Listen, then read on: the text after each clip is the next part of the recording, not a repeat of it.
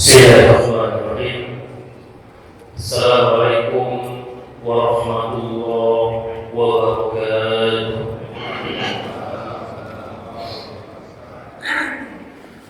Innal hamdalillah nahmaduhu wa nasta'inuhu wa nastaghfiruh wa na'udzu billahi min shururi anfusina wa min sayyiati a'malina. من يهده الله فلا مضل له ومن يضلل فلا هادي له أشهد أن لا إله إلا الله وحده لا شريك له وأشهد أن محمدا عبده ورسوله لا نبي بعده أما بعد قال الله تعالى في كتابه العزيز أعوذ بالله من الشيطان الرجيم بسم الله الرحمن الرحيم يا أيها الذين آمنوا اتقوا الله حق تقاته ولا تموتن إلا وأنتم مسلمون وقال رسول الله صلى الله عليه وسلم اتق الله حيثما كنت وأتبع السيئة الحسنة تمحها وخالق الناس بخلق حسن. صدق الله العظيم. صدق رسول النبي الكريم وعلى ذلك من الشاهدين والحمد لله رب العالمين. Alhamdulillah, syukur kita kepada Allah Subhanahu wa taala yang mana pada pagi hari ini Allah Subhanahu wa taala masih memberikan kita nikmat kesehatan. Allah Subhanahu wa taala senantiasa memberikan kita nikmat kesempatan, panjang umur, iman dan Islam. Sehingga alhamdulillah dengan semua nikmat ini kita bisa bersama-sama melaksanakan apa yang menjadi tugas kita kepada Allah Subhanahu wa taala, yaitu ibadah tersebut secara berjamaah.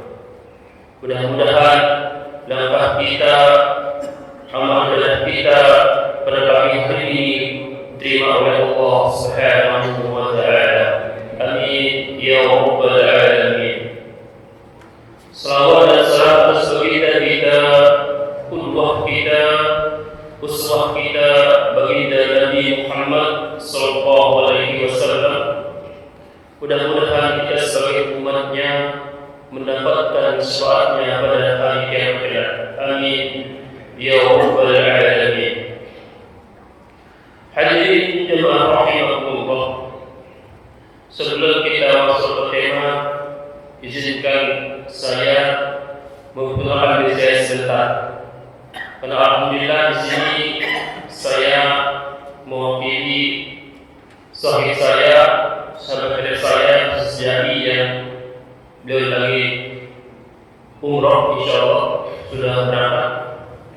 Dan kebetulan saya juga sama beliau juga satu kampung, sama-sama orang Lombok. Beliau orang Lombok Barat, saya Lombok Tengah.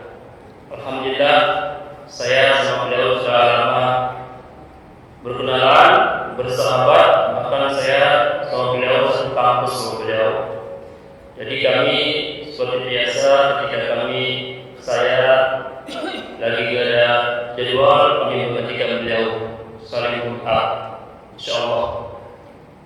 Kemudian saya juga tinggal di daerah Harapan Indah, Bekasi. Mungkin dari sini setengah jam lah kalau pagi Pak ya, karena sepi setengah jam, alhamdulillah tadi sampai setengah jam.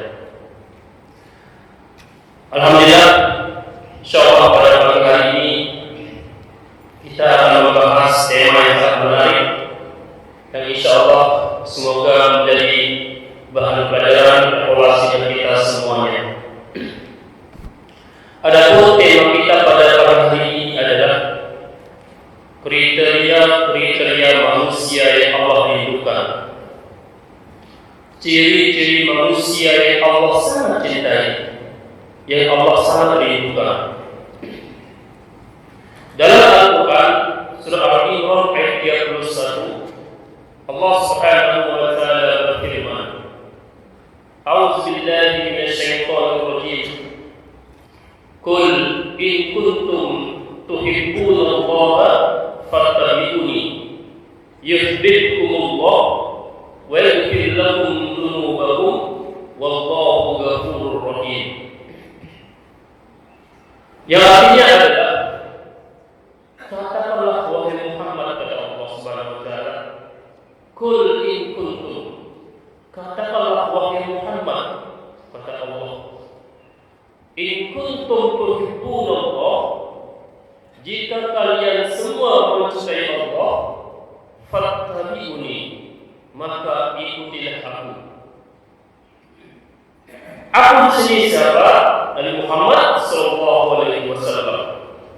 Allah mengatakan kepada Nabi Muhammad agar wahai Muhammad, tolong sampaikan kepada semua umat-umatmu, semua hamba-hambaku, jika dia mencintai aku, jika dia mencintai Allah, fattabi'uni, maka ikutilah jalanmu Muhammad.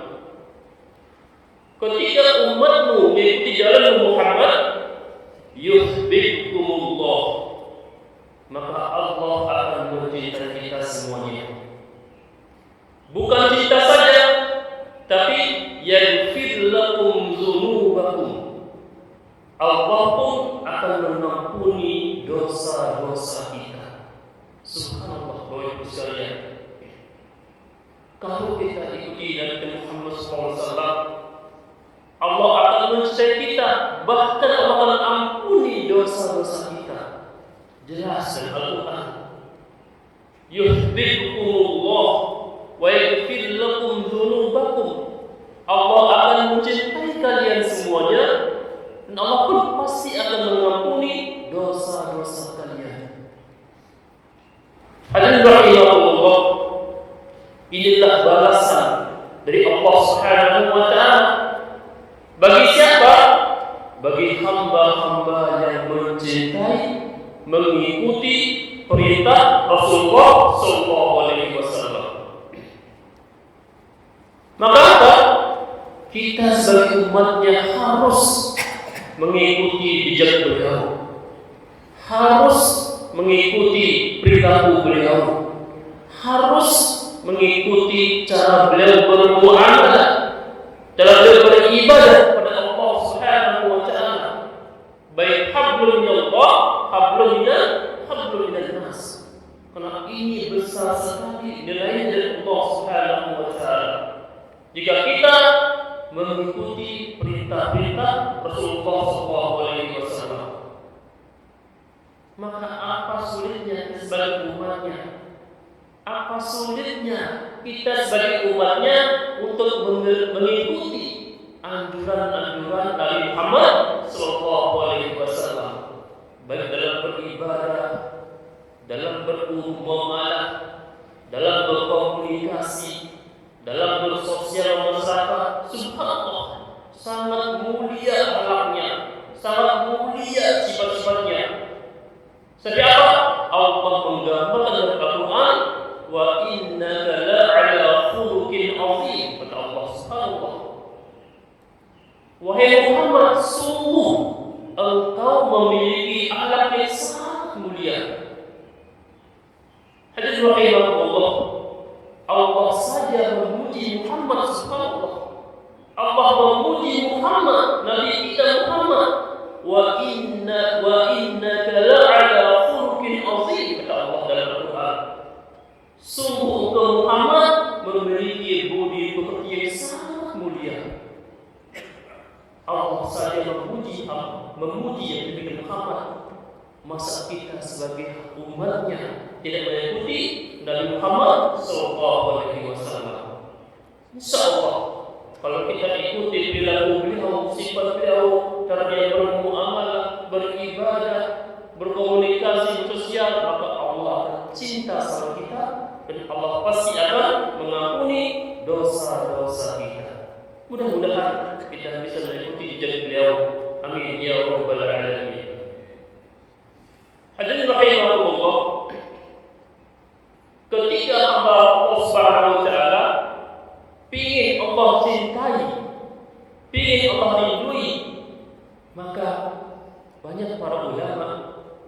para sahabat tabi'in mengatakan bahwa ada 5 kriteria, 5 ciri-ciri manusia jika Allah ingin cinta sama dia, jika Allah rindu sama dia. Apa yang 5 itu?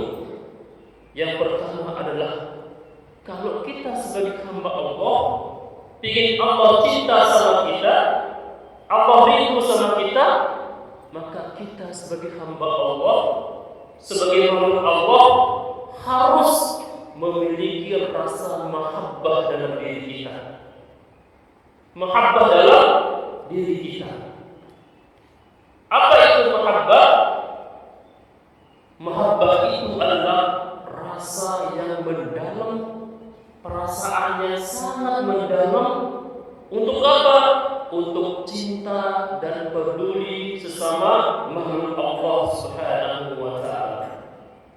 Bukan cinta sama diri saja, sama perempuan saja, anaknya saja, tapi semua makhluk Allah di dunia ini. Kita harus memiliki, menanamkan dalam jiwa kita rasa mahabbah, rasa cinta yang mendalam, rasa peduli, rasa berbagi kepada makhluk Allah Subhanahu wa ta'ala. Baik itu manusia, hewan, binatang pun kita diajarkan untuk peduli sama makhluk Allah Subhanahu wa ta'ala. Hadirin rahimahullah. Jadi kalau kita ingin Allah cinta sama kita, Allah rindu sama kita, tanamkan dalam jiwa kita rasa mahabbah, rasa cinta, rasa peduli, rasa berbagi kepada Allah Subhanahu wa ta'ala, terutama manusia, sahabat kita, tetangga kita, orang tua kita, anak kita, bahkan istri kita. Kita harus peduli sama mereka, harus memahami mereka, harus menolong mereka ketika mereka membutuhkan pertolongan. Ketika mereka membutuhkan bantuan, maka kita yang punya mahabbah ini, yang punya cinta ini, harus mampu meluangkan waktu kita, memberikan rezeki kita untuk makhluk Allah Subhanahu wa ta'ala. Kenapa seperti itu? Rasulullah bersabda, "Wallahu fi auni al-'abdi ma dama al-'abdu fi auni akhihi." Artinya apa? Allah pasti, Allah akan selalu menolong seorang hamba madama al-'abdu fi auni akhihi, apabila hamba tersebut menolong saudaranya. Hadirin rahimahullah, ini harus jelas bagaimana kebanggaan kita, sosial kita kepada masyarakat, kepada umat, kepada sahabat kita. Untuk apa? Untuk saling berbagi, saling menolong, saling peduli. Jangan sampai kita kikir, jangan sampai kita bagi, pelit sama tetangga kita. Ketika Allah beri kita rezeki yang cukup, harta yang lebih, mari kita gunakan untuk membantu sahabat-sahabat kita, makhluk Allah Subhanahu wa ta'ala. Kenapa? Dalam firman Allah berfirman, "La yu'minu ahadukum hatta yuhibba li akhihi ma yuhibbu li nafsihi." Tidak dikatakan beriman manusia itu, tidak dikatakan beriman seorang itu kalau mereka tidak mencintai saudaranya ma yuhibbu li nafsihi, seperti mereka mencintai diri mereka sendiri. Subhanallah, Bapak Ibu sekalian, kita tidak dikatakan beriman. Iman kita tidak sempurna kalau apa? Kalau kita tidak mencintai sahabat kita, mencintai makhluk Allah, umat Allah, umat Rasulullah, ma yuhibbul nafsi, kalau kita tidak mencintai mereka seperti kita mencintai diri kita sendiri. Itulah gunanya persatuan, kekuatan umat Islam untuk saling menguatkan, saling membantu untuk kemaslahatan dunia ini. Maka mari kita gunakan waktu kita untuk muhasabah diri kita, merenung bahwa kita adalah hamba Allah, hamba yang doi, hamba yang lemah. Kita adalah Allah untuk membantu saudara kita yang membutuhkan. Hadirin rahimakumullah. Yang kedua adalah, kalau kita ingin Allah cinta sama kita, Allah rindu sama kita, maka kita sebagai hamba Allah harus menanamkan bahwa kita harus ingat kepada Allah Subhanahu wa ta'ala, zikir kepada Allah Subhanahu wa ta'ala, libatkan Allah dalam segala aspek kehidupan kita. Dimanapun kita berada, tempat apapun itu, masjid, wisata, mall, transportasi, libatkan Allah, ingat Allah dalam hati kita. Karena itulah perintah Allah, Uskur waskuruni askurkum. Ingatlah aku, maka pasti akan mengingat kalian semua. Inilah kunci kedua. Inilah ciri-ciri kedua. Ketika Allah ingin cinta sama kita, maka libatkan Allah dalam segala sendi-sendi kehidupan kita. Mungkin di tempat kita bekerja, di transportasi, di mall, di jalanan, libatkan Allah. Serahkan sama Allah semua. Istighfar kepada Allah, bertasbih, bertahlil, subhanallah.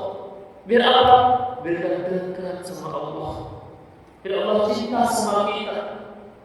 Bagaimana Allah cinta sama kita? Kalau kita tidak cinta sama Allah, itulah gunanya kita sebagai manusia diberikan akal, diberikan hati untuk memahami bagaimana Allah sangat cinta sama kita. Kalau kita cinta sama Allah Subhanahu wa ta'ala, dan jangan sampai kita lupa sama Allah, kita jauh dari Allah. Istighfar kita semuanya Bapak sekalian, karena Allah yang menggerakkan ini semuanya, Allah yang menciptakan ini semuanya, Allah yang mengontrol ini semuanya. Tidak pantas kita sebagai hamba Allah melupakan siapa yang menciptakan kita, siapa yang menggerakkan segala aktivitas kita, yaitu Allah Jalla Jalaluhu. Maka mari kita zikir kepada Allah Subhanahu wa ta'ala, libatkan Allah dalam segala urusan kita, segala apa kita hadapi, libatkan Allah yang pertama dan utama. Insyaallah Allah pasti akan cinta pada kita semuanya. Amin ya rabbal alamin. Yang ketiga adalah, jika Allah ingin cinta sama kita, Allah ingin rindu sama kita, maka tanamkan dalam diri kita ini, tanamkan dalam hati kita ini untuk selalu beristighfar kepada Allah Subhanahu wa ta'ala, bertaubat kepada Allah Subhanahu wa ta'ala.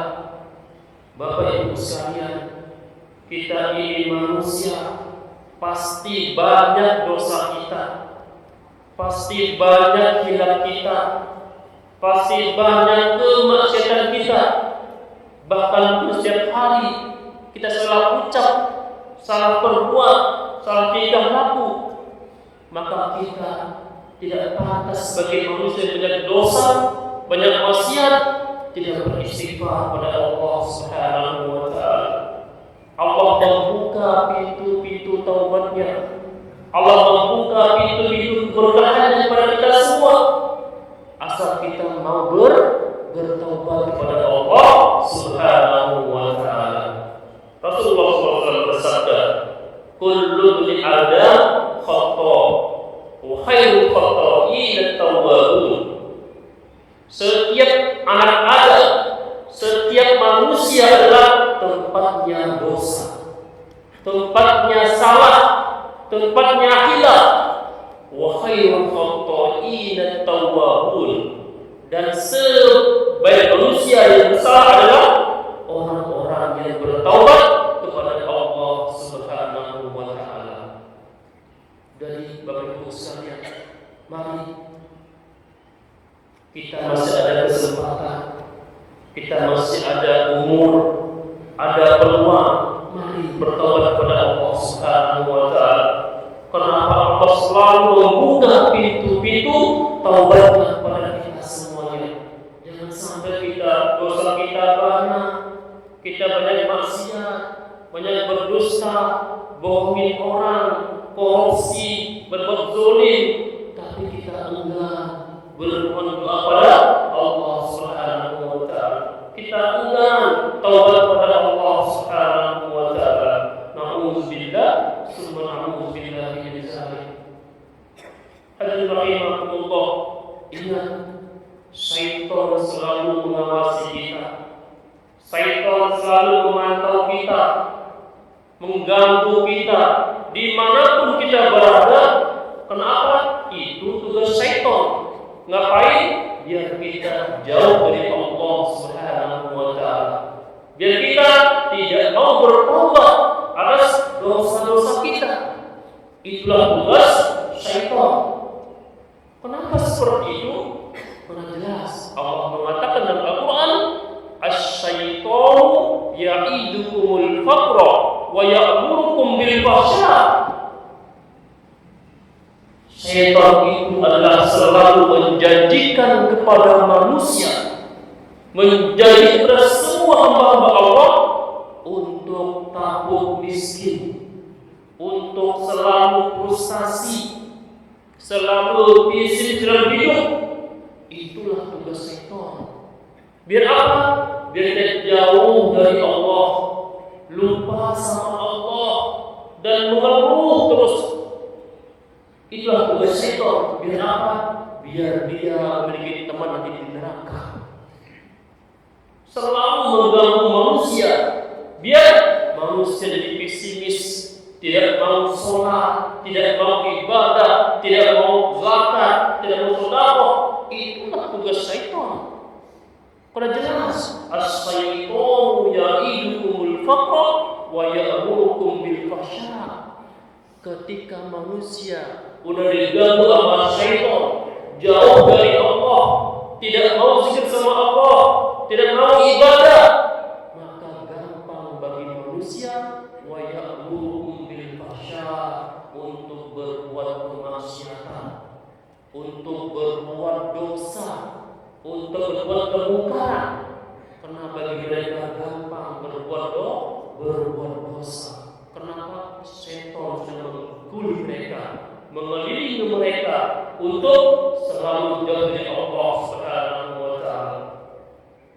Bapak Ibu sekalian, ketika hati kita, ketika jiwa kita udah dikontrol oleh syaitan dan kita pasrah, kita mengeluh, ngapain saya sholat, ngapain saya sedekah, toh juga hidupku begini aja.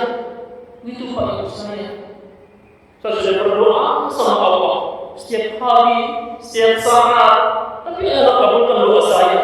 Mengeluh mereka frustasi. Itulah syaitan. Cara mereka seperti mereka untuk mengganggu hamba-hamba Allah biar frustasi, tidak mau lagi berdoa sama Allah Subhanahu wa Ta'ala. Alhamdulillah, ketika manusia sudah frustasi, jauh dari Allah, melakukan kemaksiatan, Allah menjanjikan, wallahu ya'idukum maghfiratun minhu wa fadla.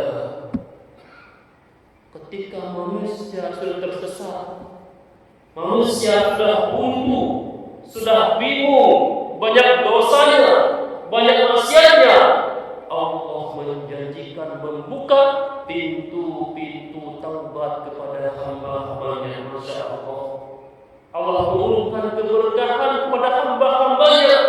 Bahkan Allah buka pintu-pintu taubat kepada hamba-hambanya yang sudah frustasi, yang sudah mengeluh dalam hidup ini. Itulah Allah Jalla Jalaluhu. Walaupun hambanya banyak maksiatnya, banyak dosanya, banyak berbohongnya, besar dosanya, tapi tapi Allah selalu membuka pintu-pintu taubatnya, pintu-pintu keberkahannya kepada siapa? Hamba-hamba yang mau bertobat kepada Allah Subhanahu wa taala. Hadirin rahimahumullah, Allah yang Maha Pengampun kepada kita semuanya. Masa kita sebagai manusia mau memaafkan kesalahan kita? Maka mari kita muhasabah diri kita. Mari kita perbaiki diri kita. Biar apa?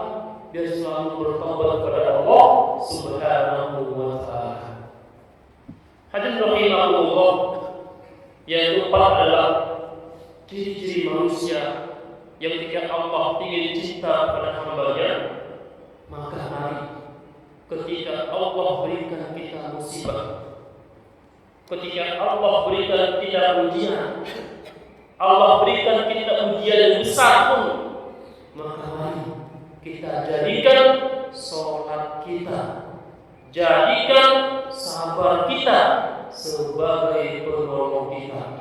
Karena Allah berfirman, ya ayyuhalladzina amanu ista'inu bis-sabri was-shalah innallaha ma'as-sabirin. Hai orang yang beriman kepada Allah, jadikanlah sabarmu, jadikanlah salatmu sebagai penolongmu, karena Allah Maha besar, Maha besar manusia. Hadirin rahimahumullah, jadi dalam hidup ini kita sebagai manusia, kita sebagai makhluk Allah, tentu dan pasti kita akan bisa menghadapi yang namanya musibah. Dalam hidup kita, siapapun itu, pejabat, orang biasa, ulama, ustaz, pasti akan menghadapi yang namanya musibah, ujian, rintangan dalam hidupnya, baik dari keluarganya, baik dari anaknya, sahabatnya, orang tuanya, itu pasti kita akan melewati semua itu. Tetapi ketika ujian itu kita hadapi, berat bagi kita mungkin, maka jadikanlah sholat kita, jadikanlah sabar kita sebagai penolong kita kepada Allah Subhanahu wa taala. Jangan sampai Allah berikan kita ujian yang besar sekali, yang berat sekali, justru kita tidak mau sholat, justru kita tidak bisa menahan sabar kita, tidak menahan nafsu kita, sehingga banyak yang menjadi korban, terutama anak kita, istri kita, bahkan orang tua kita. Kenapa seperti itu? Karena kita tidak menjadikan sholat kita, sabar kita sebagai penolong kita. Hadirin rahimahullah, maka ketika Allah berikan manusia itu musibah, ketika Allah berikan manusia itu ujian dalam hidupnya, baik dari anaknya mungkin, dari istrinya mungkin, orang tuanya mungkin, maka kita kembali kepada Allah, kita sholat, berdoa kepada Allah, mengadu kepada Allah, memohon kepada Allah, karena Allah yang Maha menggerakkan semua isi bumi ini. Allah Maha mengontrol semua isi bumi ini. Bagi Allah sangat mudah, bagi Allah kecil untuk membantu hamba-hambanya yang mendapatkan musibah. Seperti Nabi Ayub, bagaimana Nabi Ayub banyak ujiannya, banyak musibahnya, sampai diceritakan dalam Al-Quran, inna ashku basi wa husni ilallah. Sesungguhnya Nabi Ayub, aku mengadu kegelisahanku, kemudahanku, kesulitanku hanya kepada Allah Subhanahu wa taala. Nabi Ayub, Bapak Ibu Saudara, Nabi Ayub mengadu semua masalahnya, urusannya, musibahnya hanya kepada Allah Subhanahu wa taala. Kenapa? Karena Allah yang memberikan kita ujian, Allah yang memberikan kita musibah. Tapi ingat, dan yakin la yukallifullahu nafsan illa wus'aha. Allah tidak akan menguji hamba-hambanya kecuali berdasarkan kemampuan hambanya. Misalkan Allah kasih ujian kepada fulan, Allah lebih tahu bahwa fulan ini pasti akan bisa melewati ujian tersebut. Allah mengetahui dan lebih tahu bagaimana kondisi hamba-hambanya dan apa yang dia berikan kepada hambanya ujian. Allah, saya yakin Pak, yakin bahwa kita bisa melewati ujian kita. Kenapa kita tidak yakin sama diri kita sendiri? Allah menguji kita berdasarkan kemampuan kita, berdasarkan pola ukur kita. Tidak mungkin Allah kasih kita ujian kalau kita tidak bisa melewati itu semua. Karena Allah yakin sama kita bahwa Anda fulan, Anda mampu melewati ujianmu itu. Tapi kita frustasi, kita mengeluh, kita menangis, kita merasa ini ujian berat sekali, ini ujian sulit sekali, tidak ada solusinya. Kesana mentok, sini mentok, atas mentok. Tapi Pak, ketika manusia Allah uji dengan yang sangat sulit, kesana mentok, sini mentok, situ mentok, disulah. Kalau kita mampu bersabar, yakin sama Allah bahwa Allah yang memberi kita ujian, dan yakin sama Allah bahwa kita bisa melewati itu semua, disitulah Allah akan menurunkan keberkahan kepada hambanya. Disitulah Allah menurunkan rezeki kepada hambanya. Disitulah Allah mengabulkan doa-doa hambanya ketika hamba tersebut mampu melewati semua ujian ini. Dengan kesabarannya, dengan keimanannya, dengan sholatnya, dia mampu melewati itu semua. Maka Allah akan memberikan suatu kebaikan, suatu nikmat yang belum pernah dia rasakan sebelumnya. Itu kapan? Ketika manusia sudah sangat mentok, titik paling menghina bagi dirinya sendiri, titik paling rawan dalam diri sendiri, sehingga apa? Hanya pasrah sama Allah, hanya mengadu sama Allah. Maka Allah menurunkan keberkahannya kepada manusia tersebut. Tapi ketika Allah berikan kita ujian, musibah, baru setengah aja kita sudah merubah. Baru sebentar Allah kasih kita ujian, kita nggak sanggup, maka inilah manusia tidak bisa melewati ujian Allah Subhanahu wa Ta'ala. Hadirin rahimahullah, maka kita sebagai manusia pasti akan uji kita semua. Karena Allah berfirman, "Allazi khalaqal mauta wal hayata liyabluwakum ayyukum ahsanu 'amala."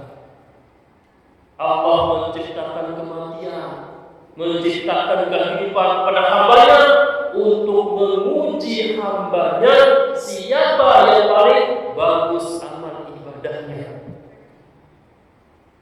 Ketika Allah uji kita dengan begitu berat ujian kita, Pak, tapi yakin sama Allah, Pak, kita masih sholat, ya, masih menolong orang, masih bersabar, masih bersedekah, disitulah Allah akan memberikan nilai yang plus untuk kita, akan menggerakkan semua kita kepada hal yang tidak bisa kita sangka. Kenapa?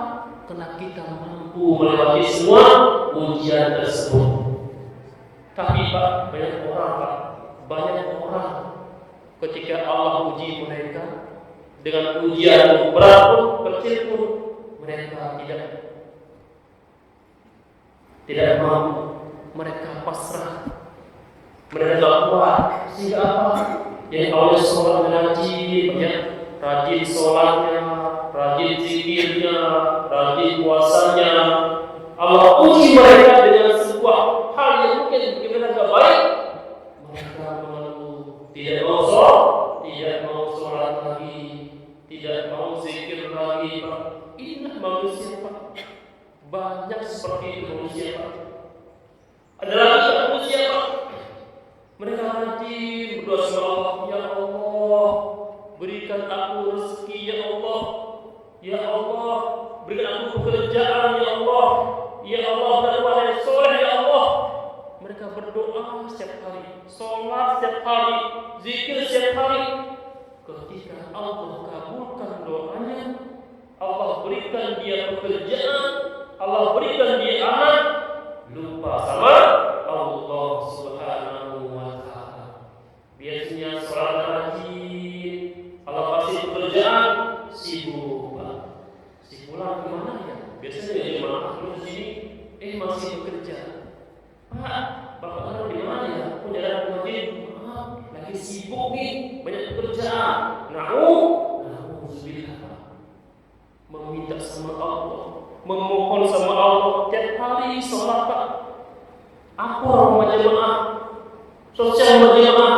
Ketika Allah kasih mereka pekerjaan, justru dengan pekerjaan itu membuat dia jauh dari Allah Subhanahu wa Ta'ala. Dan ini Pak yang banyak terjadi pada manusia Pak. Memohon sama Allah sampai nangis Pak, nangis sama Allah, mohon sama Allah. Biar apa? Biar dikabulkan doanya. Tetapi ketika Allah kabulkan doanya, justru jauh dari Allah Subhanahu wa Ta'ala. Ia yang sebagai pelajaran kita. Jangan sampai kita ketika Allah kabulkan doa kita jauh dari Allah Subhanahu wa Ta'ala. Tapi sebaliknya harus ketika Allah kasih kita keberkahan, kasih kita nikmat, rezeki yang banyak, kita tingkatkan ibadah kita kepada Allah Subhanahu wa Ta'ala. Kita bersyukur kepada Allah Subhanahu wa Ta'ala. Kita semakin rajin semakin banyak rezeki kita, semakin banyak pekerjaan kita, maka kita semakin taat sama Allah, semakin dekat sama Allah Pak. Inilah hamba-hamba yang Allah rindukan, Allah cintai. Siapakah dia? Ketika Allah uji mereka dengan musibah yang mungkin dia tidak suka, masih dia ibadah sama Allah, masih dia sholat jamaah, masih dia berzikir, taat sama Allah, sosialnya luar biasa. Ketika Allah kasih dia pekerjaan yang bagus, rezeki yang banyak, semakin tinggi taatnya kepada Allah, semakin dekat sama Allah, semakin sederhana hidupnya. Inilah manusia yang Allah rindukan.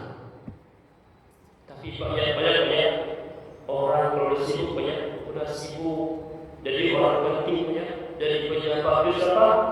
Jauh dari masyarakat, kurang sama masyarakat, sibuk sama urusan diri mereka sendiri. Bismillah. Maka mari Pak, kita jadikan musibah kita sebagai bentuk Allah cinta sama kita. Jangan sampai kita meyakini bahwa Allah uji kita karena Allah benci sama kita. Salah. Justru dengan Allah kasih kita ujian, Allah kasih kita musibah, itu bentuk Allah cinta sama kita. Allah sayang sama kita. Allah rindu sama kita. Allah memuji hamba-hambanya yang taat sama Allah Subhanahu wa Ta'ala. Jadi musibah kita, jadilah ujian kita sebagai Allah sangat cinta dan rindu sama kita semuanya. Hadirin Allah yang terakhir, kalau kita ingin Allah cinta sama kita, Allah rindu sama kita, maka pasrahkan sama Allah. Tawakal sama Allah Subhanahu wa Ta'ala. Serahkan segala urusan kita, segala musibah kita, pekerjaan kita hanya kepada Allah Subhanahu wa Ta'ala. Wa min Allah fahwasbu.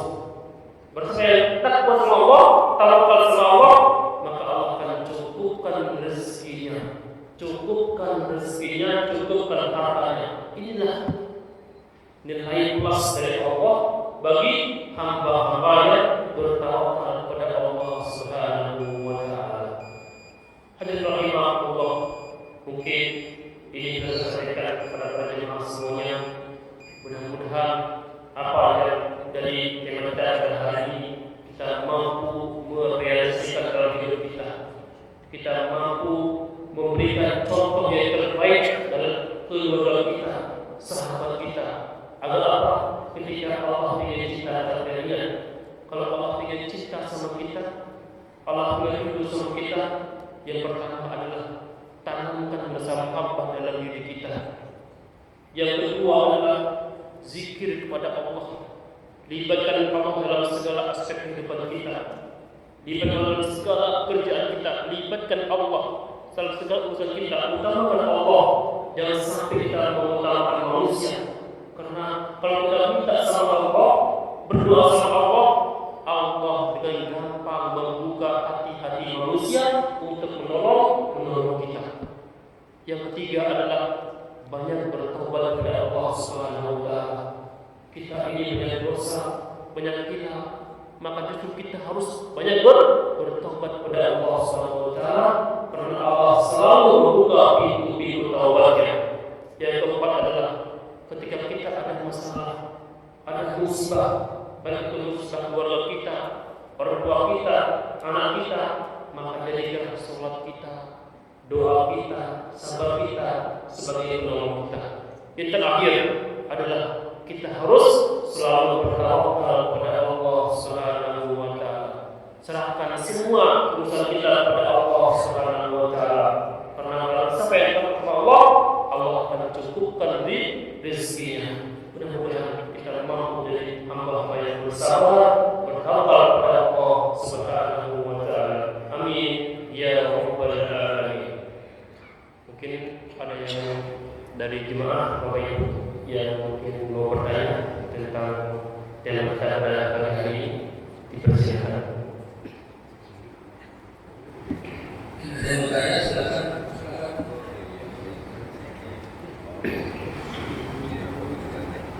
Ayo. Silakan ya. Silakan Bapak Ibu. Kita masih ada waktu 2 menit lagi. Kita ada yang sharing diskusi mengenai kriteria manusia yang Allah cintai dan rindukan, atau mungkin kita punya masalah, kita punya musibah dan kita bisa jadi dan berdiskusi. Silakan. Mungkin dari saya mewakili jamaah yang tidak bertanya. Jadi tadi yang poin nomor 1, kita berbuat baik kepada sesama. Itu bagaimana kalau sesama itu lain agama besar, jadi yang beda agama, apakah kita juga perlu berbuat baik kepada yang beda agama itu besar? Itu aja. Baik, terima kasih Bapak. Tentu kita ini adalah makhluk Allah Subhanahu wa taala ya. Tentu makhluk itu bermacam-macam ya. Ada yang Islam, ada yang non-Islam ya. Tetapi dalam hidup ini butuh namanya keseragaman, ya. Butuh namanya toleransi. Seperti kata Allah, lakum dinukum waliyadin, ya. Agamamu, agamamu. Jadi dalam kita bermasyarakat, dalam kita bersosial, bisa ketika kita di perumahan atau pasar yang mungkin dalamnya ada orang Hindu, ada orang Kristen, ada orang Islam, kebaikan itu jangan pernah kita lupakan. Kebaikan itu jangan pernah kita tinggalkan. Rasa cinta, rasa mahabbah, rasa peduli kepada Allah itu terus kita tanamkan dalam diri kita. Walaupun dia Muslim, walaupun dia Hindu, maka jiwa penolong, jiwa peduli itu harus ditanamkan dalam jiwa kita. Mungkin walaupun dia Hindu, dia butuh pertolongan, berikan kepada Allah untuk membantu mereka, maka insya Allah Allah akan menerima pahala kita. Jadi mari kita rukun, mari kita damai, mari kita toleransi antar umat beragama. Jangan sampai dalam sebuah kluster ada Hindu, ada Buddha, ada Islam, kita berpecah belah, kita bercerai-berai, kita bermusuhan. Mari jaga toleransi antar umat beragama, jaga agama kita, jaga keyakinan kita, sama-sama insya Allah kita akan rukun, kita akan damai dalam kehidupan kita insya Allah. Begitu Pak. Ada lagi? Bapak Ibu saya, belakang lagi satu. Kan toleransi kan juga ada batasnya. Ada toleransi yang kebablasan. Bagaimana gitu? Baik. Kalau zaman sekarang banyak ya, dalam sekali banyak ya. Toleransi itu kebablasan. Betul, itu benar sekali ya. Kenapa seperti itu? Karena kita sering banyak melihat manusia ya, yang mereka punya pemikiran yang liberal, ya, yang plural, yang sekuler. Bayangkan Pak, ada orang kita ya Indonesia ya, banyak orang Indonesia itu mereka mencari ilmu agama, bahkan mencari S3 agama di Amerika, S3 agama di Eropa. Salah tempatnya Pak. Harusnya kalau kita mencari ilmu agama ya di Timur Tengah, ya kan? Di Saudi, di Sudan, di Libya, di Mekah. Tapi apa? Mereka ingin mengetahui bagaimana sih agama Islam di Amerika, tapi mereka salah mengaplikasikannya, salah mengamalkannya Pak.